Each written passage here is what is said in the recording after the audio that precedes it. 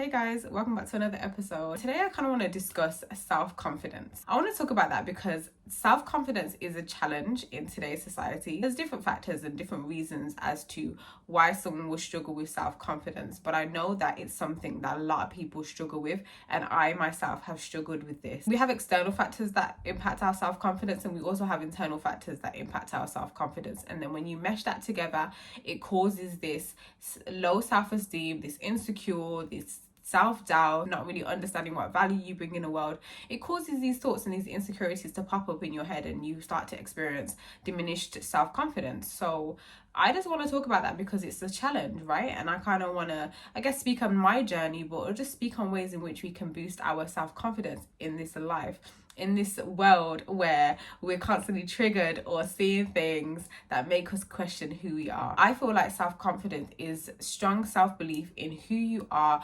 what you offer, what you bring to the world, confidence in you as a person, you as a whole individual, your weaknesses, your strengths, your abilities, your mindset, your thought processes, your behavior patterns, your past, your history, your culture, your background, everything that makes up who you are okay, accepting and confident about that. That's what I believe self-confidence is. If I'm wrong, I apologize, but that's what I think. But I personally think that the starting point to self-confidence is knowing who you are, knowing your value, knowing your worth, understanding yourself on a deeper level, being really connected with yourself.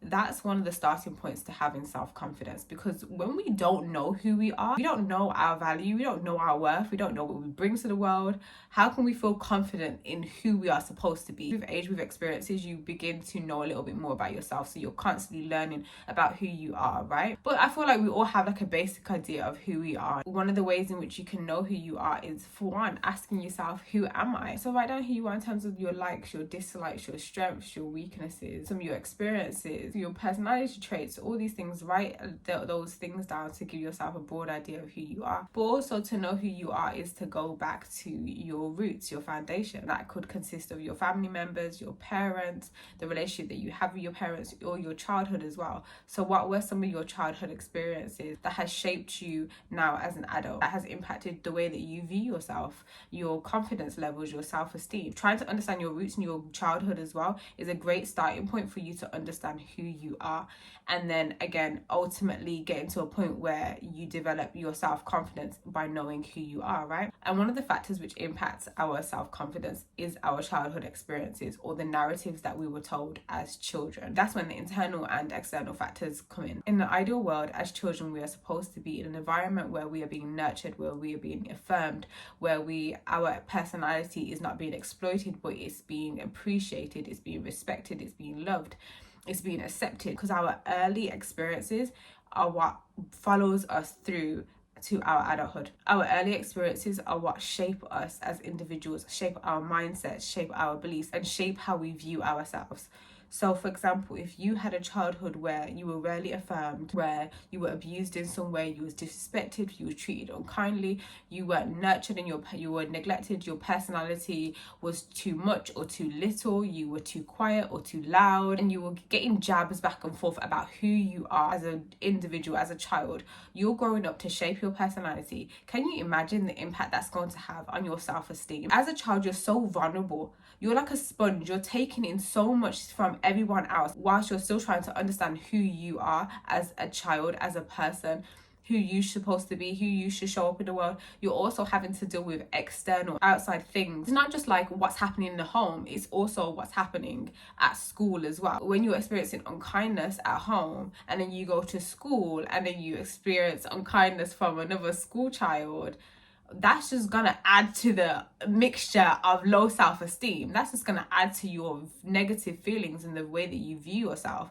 But instead, if you were affirmed and loved and treated kindly at home, and you're being made to feel like you have so much value to add to the world, when you go show up in the world, you go to school and you're experiencing certain things with other school children where someone's maybe trying to put you down, you have a level of like self-confidence that you gained, a foundation that you gained from home, from your parents, from your family, that will show up in the real world. Your core foundations, your core experiences shape you and shape how you view yourself, and then also shape how you view other people, how you show up in the world. It can also determine how much you're impacted by other people and when people project certain things on you. Because in this world, one thing that we're not going to escape is other people's projections, because we see it, we're experiencing it every single day on social media. Unless you're a hermit and you don't use social media and you just stay to yourself and you just like, I ain't involved, you are going to experience people's projections. And even in an instance where you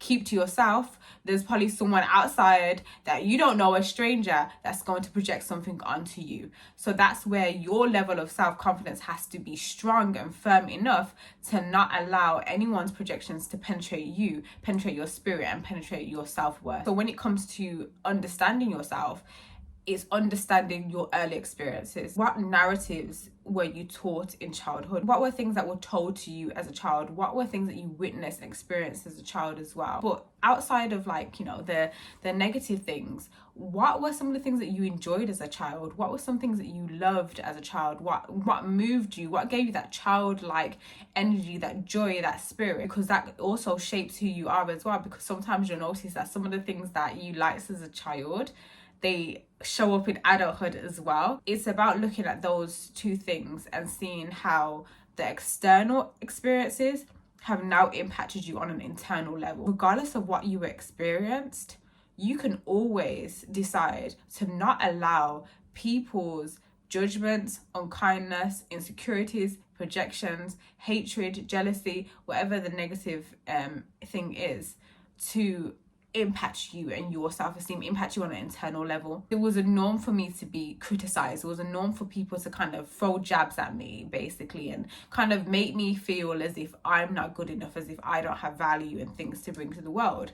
And so for me, growing up, it was a challenge for me not to criticize myself, for me to not dislike myself, especially when I made mistakes. I was my worst critic. And to some degree, I still have that, but it not, you know, to that same level that I had it before. But sometimes when I tell you, I would beat myself up so badly.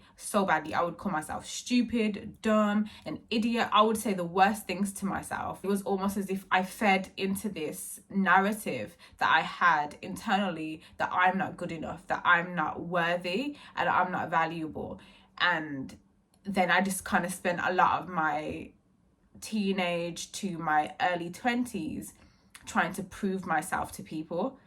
And then the crazy part is that I ended up attracting people, having people around me that also reaffirmed that I'm not valuable in a sense, because it was almost as if I was attracting my trauma, I was attracting my wounds, I was attracting what I was used to experiencing, not really being affirmed and not feeling supported in different aspects of my life. I didn't have a foundation of confidence there. Sometimes when it comes to having self-confidence, it's a foundation that has to be developed. And for people who are blessed to have experiences within their childhood, their parents have, you know, raised them in healthy ways, they're blessed to have that foundation of self-confidence. So when you don't have that foundation, it means it's something that you have to kind of develop for yourself. It means it's something that you have to be intentional about. Even like getting older and going into like my late teens, my early 20s, I still didn't really have that foundation of confidence there, because I felt like I had to reserve who I was out of fear that it wouldn't be good enough for someone else. So there were so many aspects of my personality that I either hid because I wasn't confident, or I just kind of masked as this hyper independent, I don't need anyone, I don't want people to know who I truly am, my vulnerabilities. I just wore a mask instead. It was like I had to act that way, but now people don't see me as like tough in a sense. The reason why I don't give it now is because I developed a level of self-confidence where I feel confident in being myself and showing up as myself. And myself isn't this hard, tough, rude, out of order, you know, maybe sometimes, maybe a little bit. Other than that, I'm just not that way 100%. It's a journey. And sometimes, again, when you don't have that foundation, it's learning to understand who you are and understanding the things that you were missing so that you can give yourself what you were missing that will help you boost your confidence. So if you were someone that wasn't really affirmed, or if you were spoken to in a certain way, or, you know, you were made to feel like you're not good enough, then it's now your responsibility to do the opposite of that, to give you what you feel like you needed and kind of show up for yourself in that way. It's all good to acknowledge, you know, what you didn't experience, but Also acknowledge the fact that you can now give yourself what you didn't get, what you needed, what your inner child needed to gain more confidence and more security within who you are. So if that means that you need to start a morning routine where you're just affirming yourself and you're showing up for yourself and you're telling yourself, today I'm going to do this, or if that means that you need to challenge yourself by like doing something different or coming out your comfort zone, which will allow you to boost your self-esteem, your self-confidence levels, then you do that. You take responsibility for the things that you can do to boost your self-esteem, to encourage yourself and to kind of connect with who you are, basically. So that can look like different things as long as they're healthy and conducive to your well-being, of course. Also think about the story and the narrative that you've told yourself as well. Are you reinforcing and reaffirming that you're not good enough? Are you limiting yourself? Are you telling yourself that you can only do one thing, that you're not good enough to do XYZ, that you're not good enough for this job, this love, this experience, these people, this person, this environment, this thing? Like, what are you telling yourself? What stories are you telling yourself? And then you creating this narrative in which you're identifying yourself with. Are you identifying yourself so much with your struggle that you have no confidence within yourself, outside of being this wounded person who just struggles and can never get what they want? Those are the things that you have to challenge. You have to tell yourself, what are you doing for yourself that's diminishing your self-confidence? So like I said, when I was saying like, I was saying these words to myself, where I was saying like, I'm dumb, I'm stupid, I'm this and I'm that. I'm speaking so unkindly to myself. How can I ever increase my confidence levels? How can I ever see myself as worthy if I'm constantly belittling myself, throwing jabs at myself, maintaining this story that I'm not good enough because of the way that I'm speaking to myself? I can't. It's simply not possible. So when, I started realizing I kept on doing that, I had to tell myself, no, you can't do that. Like, there has to be a point where you give yourself more self-compassion for yourself. And so as someone who's a perfectionist, it's difficult for me to give myself compassion, especially when I make mistakes. The reality is, it's not conducive to then beat myself up. That doesn't change anything. Beating myself up about the mistake that I made doesn't change the fact that I made the mistake. What I can do instead is to focus on, holding myself accountable, but also showing myself more compassion, because ultimately that's going to increase my confidence levels. That's going to increase my self-trust to know that I'm not going to make, or I will do my best to avoid making silly mistakes again. Another thing, I want to talk about external things. So I want to talk about social media as well.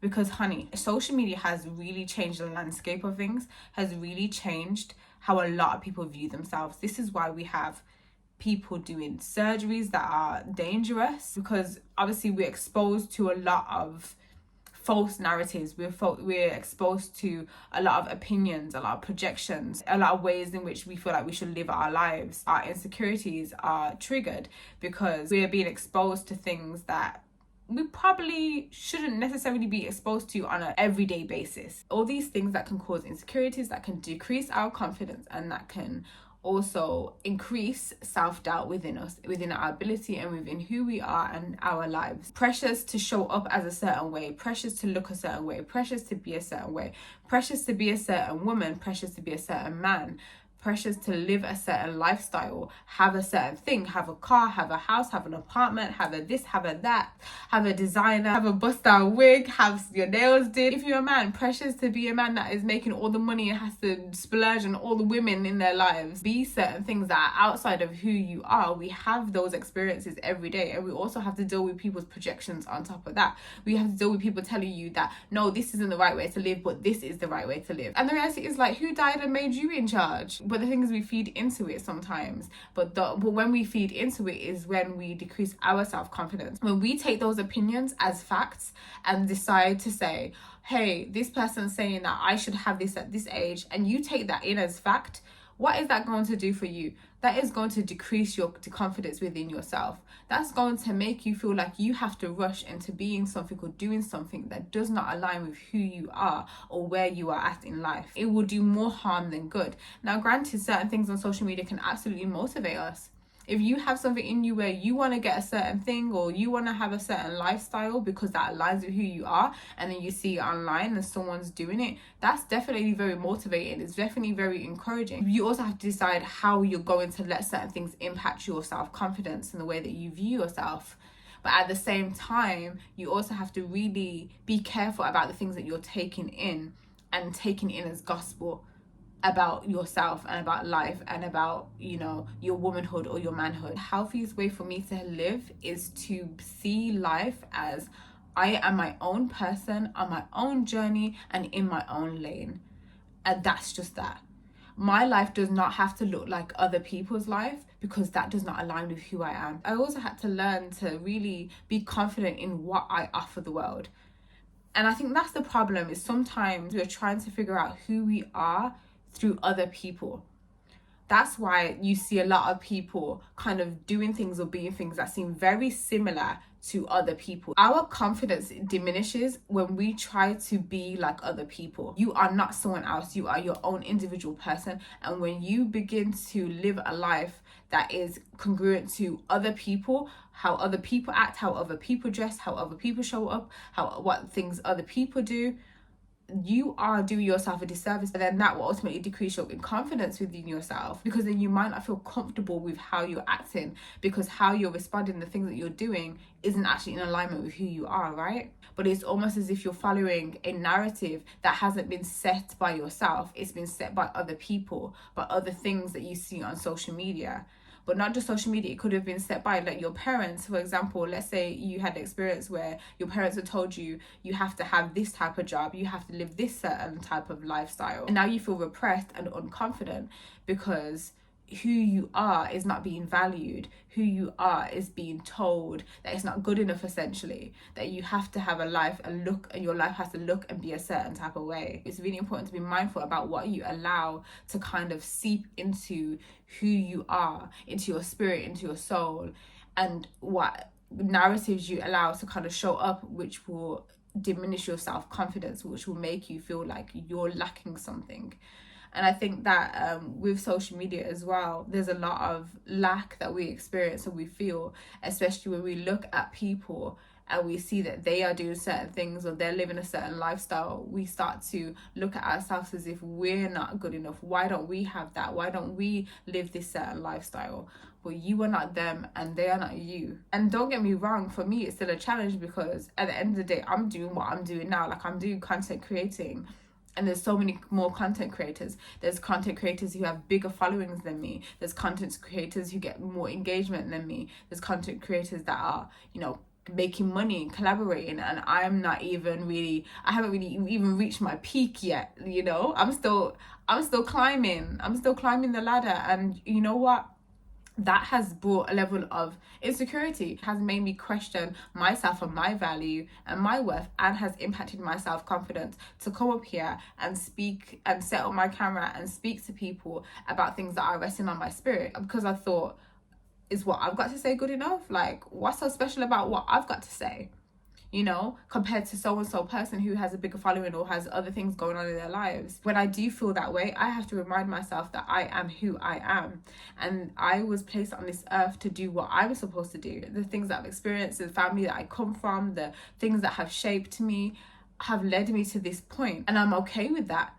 And God has blessed me with life and has blessed me with the ability to live within my truth, to be who I am. And I'm going to do the best that I can with the tools that I have, with who I am, and show up as my authentic self. So you just got to remind yourself of who the hell you are when you start to question yourself. So say, for example, in the real world, when you walk out into a room, when you go to a certain event, when you have to do this, you have to go on an interview, you have to speak to people, you show up as who you are, your authentic self, and you will be okay and confident in that person. And even if you feel a little bit unconfident or a little bit shaky, still show up as who you are. Still be like, you know what, regardless, I'm me, and I don't care who's not gonna like it, who's not gonna be comfortable with it. I am who I am, and it is what it is. And whoever is supposed to be for me will gravitate towards me, and I will gravitate towards them, and I will show up for them, they will show up for me, and we can work this out. You create a community of people who really align with who you are, who really see you. It's about being confident in your value, in what you bring to the world, and it doesn't have to look like everyone else's. What you bring to the world can be something easy and simple. Also on that topic, I do think self-confidence also comes from actually doing something or being something or feeling like you're adding value, right? It kind of brings you a sense of fulfillment and happiness about who you are, about what you're actually bringing people, because when you're adding value, it does make you feel like, you know, hey, I'm a useful person. I'm actually showcasing my skills, I'm sharing who I am, and I'm getting something good and something positive out of it. So when you're doing that little task of like asking yourself who you are, where you came from, you know, what's your history, your background, what's your likes, your dislikes, your strengths and weaknesses. When you do that exercise, also think about things that you like to do, the things that you feel like you would like to bring to the world, what that looks like and how you can start doing that as well. When you're actually doing things and you're bringing value to people and then you reap the benefits of it, if that's simply just, you know, seeing a smile on someone's face, or, you know, being a parent and showing up for your kids in the healthiest way as possible, and then seeing how they're flourishing and they're blossoming in their life and growing up to be healthy, whole individuals, that's your value. That's what gives you peace, and you're reaping the benefits of it, right? That can bring you a level of confidence because it makes you feel like, hey, I am someone of value despite what I've experienced, despite what anyone said to me, despite the mistakes I've made in the past. I have value. I have something to bring to the world. I was blessed by God to experience life, and I'm going to give my whole self to everyone that I meet. It's definitely something that can be worked upon slowly and you can improve. Definitely start by, you know, working on your foundation that you have in yourself, your foundation of esteem, your confidence levels internally, and then kind of look at how the external experiences are impacting you, the external things that you're exposed to are impacting you. If social media is impacting you, does that mean limiting your social media time? If it means that you need to affirm yourself a little bit more, do you need to do that? If it means you need to go to therapy and work through some of your, you know, internal wounds, your emotional blockages, then you need to do that. Take responsibility for your healing. Take responsibility for your level of confidence within yourself. Challenge yourself. Tell yourself you're going to go to an event. Tell yourself you're going to come out of your comfort zone. Tell yourself you're going to go apply for this job, even if you don't feel like you have the credentials or the experience for it. Do things differently. Don't just box yourself into one way of living, because when you do that, you don't learn as much about yourself as you can learn when you actually go outside and explore and do different things, do the hard things, because sometimes the hard things can give you that level of confidence, like, yeah, I can do this. If I can do this, then I can do that. If I can do that, then I can do this. And also just assessing the people that you have around you. Are those people affirming you? Are those people encouraging you, supporting you? But also not just assessing what they're doing for you, assess what you're doing for them. Because I'm not that type of person who's going to be like, everyone around you has to do this and that for you. Because if you're not giving them nothing, then why do they need to give you anything? Not everything has to be transactional, but the reality is that in relationships, friendships, whatever it is, you know, we give and we take. Essentially, we give love, we give affirmation, and we take love and we take affirmation. That's how it goes. So just also assess how you're showing up for other people, for your loved ones and the people that you value in your life. Again, that can all boost your confidence. I hope you found this talk to be helpful, empowering, motivational, just positive all around. But ultimately, I hope you find it beneficial in, you know, just finding ways to boost your confidence and to work on your self-confidence, to really identify why your levels of self-confidence might be low or where they're at. And honestly, if you have any thoughts, let me know in my comments. Any questions, let me know in my comments as well. And also just a friendly reminder that I am a life purpose coach, so if you want to book a session with me, that will be in my description. The first session is free, and if self-confidence is something that you struggle with, then I'm here. And also remember to purchase my book, All Aligned. I talk about self-confidence in there. I talk about different aspects of life and things that can impact our, you know, our relationship with ourselves. But thank you for listening to this episode, and I will see you in my next episode.